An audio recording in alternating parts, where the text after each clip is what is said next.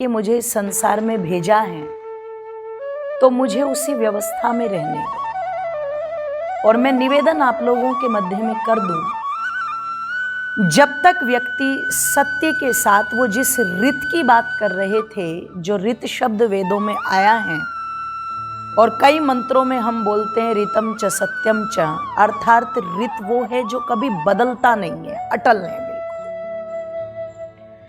निवेदन आप लोगों के मध्य में कर दूं, जो व्यक्ति उस अटलता के साथ में अपने जीवन को लेकर के चलता है, मैं सच कहती हूं उसके जीवन में कोई झंझावात होता ही नहीं। ये झंझावात होते कहां हैं? जहां नियमों को तोड़ना आरंभ कर दिया जाता है। आप पशु पक्षियों के जीवन को देख लीजिए, उनके जीवन में किसी प्रकार का क्लेश, किसी प्रकार का झगड़ा, किसी प्रकार का द्वेष आपको नजर नहीं आएगा। ऐसा नहीं है कि आपने गाय के सामने सुबह चारा डाला हो और दोपहर में फिर चारे को देख करके गाय मुंह घुमा करके खड़ी हो गई हो कि मैं इसको इतने दिन से खाती आ रही हूं, अब मैं इसको क्यों खाऊं, कुछ परिवर्तन करो। ऐसा हुआ क्या कभी? बोलो, नहीं होता। वो जिस नियम में बंधे हुए हैं उसी नियम में बंध करके चलते रहते हैं। इसलिए उनकी व्यवस्था अगर हम अध्ययन करके देखें तो आज से हजारों वर्ष पहले जो रही होगी आज भी वही है और आगे भी बोल दो जरा वही रहेगी। पर मनुष्य के जीवन को जब हम पढ़ते हैं और देखते हैं तो बंधुओं पता लगता है कि एक समय इस देश के अंदर, मैं दूसरे देशों की बात नहीं कर रही हूं या मैं दूसरे स्थान की बात नहीं कर रही हूं, अगर मैं अपने भारतवर्ष की ही बात करूं तो इस देश के अंदर कभी चक्रवर्ती राजा ये घोषणा किया करते थे और वो घोषणाएं क्या होती थी? नमस्तेनो जनपदे न कदरियो न मद्यपे। क्यों शास्त्री जी? ये घोषणा होती थी, मेरे राज्य में आप घूम जाएं। कौन कह रहा है? एक चक्रवर्ती राजा जिसका नाम है अश्वपति, वो कह रहा है। युवा पीढ़ी भी इस बात को बड़े ध्यान से सुने।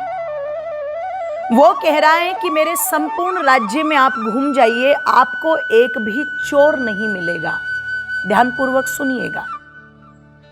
जरूरी नहीं है कि आपको चोर फटे पुराने कपड़ों में मिले। आप बड़ी बड़ी सिटी के अंदर जाते हैं जब, तो आप देखोगे आपको चोर बड़े फर्राटेदार इंग्लिश बोलते हुए वेल एजुकेटेड मिलेंगे, सूटेड बूटेड मिलेंगे। ध्यान रखना।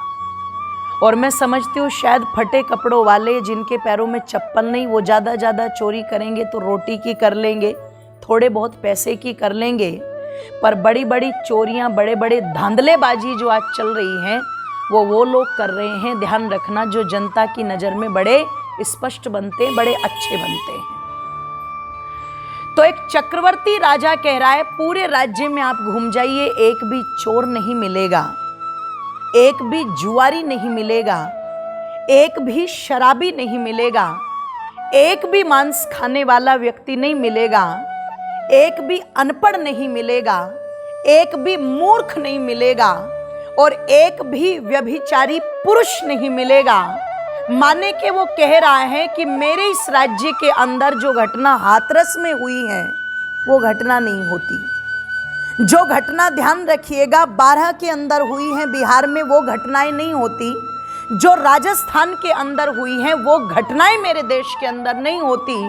एक भी व्यभिचारी पुरुष यहाँ पर नहीं मिलेगा तो व्यभिचारिणी स्त्री का तो प्रश्न ही पैदा नहीं होता। ये घोषणा एक राजा ने कर दी। अब आप लोग विचार करना, चिंतन करना और मेरी बात को थोड़ी जिम्मेदारी से समझना। ये बात मुझे क्यों कहनी पड़ रही है? जब ये घोषणा उस राजा ने कर दी तो हम इसके मूल में जाने का प्रयास करेंगे और हम सोचेंगे कि मंच पर बैठ करके इतनी बातें कहने में क्या लगता है, ये तो आसान है कहना, टोरे मार दिए होंगे, ऐसे बोलते हैं ना, गप मार दी होगी जी, ऐसा कोई हो थोड़ी ना सकता है, ये सच थोड़ी ना हो सकता है। जानते हो हमें ये बात गप क्यों लगती है? क्योंकि हम ऐसे वातावरण में रह रहे हैं जहां पर चोरों की कोई कमी नहीं, शराबियों की कोई कमी नहीं, जुआरियों की कोई कमी नहीं, मांसाहारियों की कोई कमी नहीं, व्यभिचारियों की कोई कमी नहीं, भ्रष्टाचारियों की कोई कमी नहीं। हमें ये इसलिए लगता है, हमें लगेगा ये असंभव, इट इज नॉट पॉसिबल, संभव नहीं है, ये कल्पना है, गप है। पर बंधुओं, ये गप नहीं है, ये वास्तविकता है। ऐसा था। और जब उससे पूछा गया कि तुमने ये इतने सारे नियम लागू कैसे कर लिए, इसका कारण क्या है, तो वो बड़े सम्मान के साथ कहता है, महाराज ये नियम मैंने अपनी प्रजा पर बाद में लागू किए, ये नियम मैंने पहले खुद पर लागू किए। यथा राजा, बोल दो जरा, तथा प्रजा। जैसा राजा होगा वैसी प्रजा होगी। ये नियम मैंने पहले स्वयं पे लागू किए, और जब मैंने ये नियम स्वयं पर लागू कर दिए, तब उसके बाद जाकर के अपनी प्रजा में नियमों को प्रचारित और प्रसारित किया। तो सन्यासी का तीसरा प्रश्न था, मैं मान गया कि तुमने अपने पर लागू किए, मैं ये भी मान गया कि तुमने प्रजा पर लागू किए, पर एक ही नियम में सब चल सके, ये संभव कैसे है? तो ध्यान रखिएगा, तब बड़ी गजब की बात कही थी। बोले वो इसलिए संभव है कि मेरे राज्य में एक ही संविधान चलता है, और वो संविधान किसी मनुष्य का बनाया हुआ नहीं चलता, वो संविधान परमपिता परमेश्वर का बनाया हुआ, बोल दो जरा, चलता है। मैं खुद वेद के अनुसार जीवन जीता हूं, और मेरी प्रजा भी वेद के अनुसार ही जीवन को, बोल दो जरा, जीती। ये इसलिए संभव हुआ। हम उस संविधान को नहीं मानते जिस संविधान में एक तरफ तो मद्य निषेध विभाग की बात कर दी हो, और दूसरी तरफ सरकारी शराब के ठेके के लाइसेंस, बोल दो जरा, गवर्नमेंट खुद दे देती हो। बताओ जरा कैसा नियम है ये सरकार का। एक तरफ तो आप जीव संरक्षण विभाग चला रहे हो, और दूसरी तरफ आप कत्ल खाने को मंजूरी दे रहे हो। बोलो ये कैसा संविधान है, जरा सोच करके देखो। एक तरफ तो आप योग्यता की बात करते हो, और दूसरी तरफ आप बिना योग्यता के आरक्षण दे करके किसी कम योग्यता वाले व्यक्ति को भी डॉक्टर इंजीनियर के पद तक पहुंचा दो। ये कैसा नियम है संविधान का, जरा सोच करके देखो। क्या आपको नहीं लगता कि ये व्यवस्थाएं समाज को बिगाड़ने का काम कर रही है? बिगाड़ हुआ है, इन्हीं सब कुव्यवस्थाओं के कारण से बिगाड़ हुआ है। सुव्यवस्थाएं थी जब एक संविधान वेद का चलता था। इसलिए ऋषि दयानंद ने ये नहीं कहा था तुम सत्यार्थ प्रकाश की तरफ लौटो, ऋषि दयानंद ने ये नहीं कहा कि तुम दर्शनों की तरफ लौटो, ऋषि ने ये नहीं कहा कि तुम उपनिषदों की तरफ लौटो। ऋषि ने इन ग्रंथों को प्रमाणिक तो माना, पर सबसे ज्यादा प्रमाणिक अगर किसी को माना तो किसको माना, बोलो जी? वेद को माना। इसलिए ऋषि कहते हैं वेद की तरफ लौटो। और बड़ी सुंदर पंक्तियां लिखी थी, क्या? ध्यान से सुनिएगा। कि ऋषि ने कहा है, कि ऋषि ने कहा है, सुनो आर्यों, कि ऋषि सुनो आर्यों, पढ़ो वेद को, चलो वेद पथ पर, सुनो वेद को और आगे बढ़ो। ऋषि ने कहा है, सुनो आर्यों, चलो वेद को, पढ़ो वेद को, सुनो वेद पथ पे और आगे बढ़ो। चलो वेद को, सुनो वेद को, पढ़ो वेद को और आगे बढ़ो। करो धर्म रक्षा अगर कर सको तो, करो धर्म रक्षा अगर कर सको तो मरो राष्ट्र के हित, अगर मर सको तो मरो राष्ट्र के हित, अगर मर सको तो करो धर्म रक्षा, अगर कर सको तो मरो राष्ट्र के हित, अगर मर सको तो जिसने ऐसा किया वो तो मर के भी जिया, जिसने ऐसा किया वो तो मर के भी जिया, जीवन उसका धन्य हुआ आर्यों। पढ़ो वेद को, सुनो वेद को, चलो वेद पथ पे और आगे बढ़ो। पढ़ो वेद को, सुनो वेद को, चलो वेद पथ पे और आगे बढ़ो।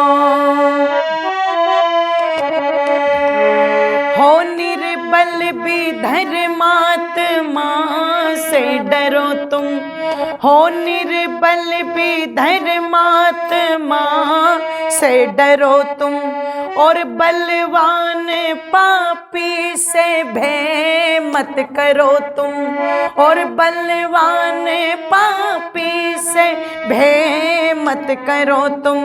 तुम विद्या को मिटाओ और विद्या को बढ़ाओ, तुम अविद्या को मिटाओ और विद्या को बढ़ाओ, तभी आगे बढ़ पाओगे आर्यों, तभी आगे बढ़ पाओगे आर्यों। पढ़ो वेद को, सुनो वेद को, चलो वेद पथ पे और आगे बढ़ो। पढ़ो वेद को, सुनो वेद को, चलो वेद पथ पे और आगे बढ़ो, और आगे बढ़ो। चाहो धर्म रक्षा तो धन भी जरूरी, चाहो धर्म रक्षा तो धन भी जरूरी, बिना धन के धर्म की है मंजिल अधूरी, बिना धन के धर्म की मंजिल अधूरी। छल से अर्थ ना कमाओ, अपने आप को बढ़ाओ, छल से अर्थ ना कमाओ, सुकर्मों में लगाओ। टीकम ये वचन अपने मन धार लो, टीकम ये वचन अपने मन धार लो। पढ़ो वेद को, सुनो वेद को, चलो वेद पथ पे और आगे बढ़ो।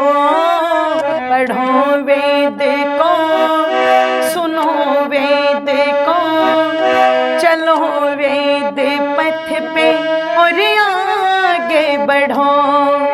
ऋषि ने कहा है सुनो आर्यों, ऋषि ने कहा है सुनो आर्यों।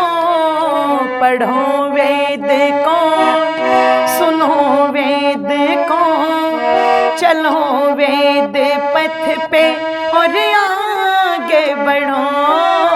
पढ़ो वेद को, सुनो वेद को, चलो वेद